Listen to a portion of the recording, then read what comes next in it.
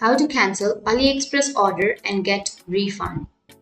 So if you want to cancel AliExpress order and get refund, then open up your AliExpress and open up the website, which is www.aliexpress.com. Make sure to log into your account. Once you've logged in, you can simply choose any one of the product that you would like to order. In here, you need to simply go to cart, and here you will have all of the items that you have added to your cart, and you need to click on place an order.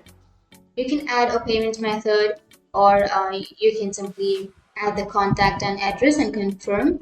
And once you've ordered something, like once you've clicked on place order, once you've added your payment methods and everything, you can click on place order and your order will be placed, right?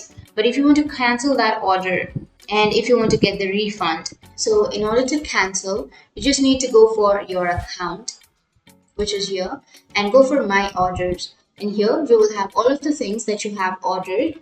So unfortunately, I don't have any orders, but if you want to cancel any order, then simply click on the order that you would like to cancel and tap on view details, and you will have all of the details about that order, right?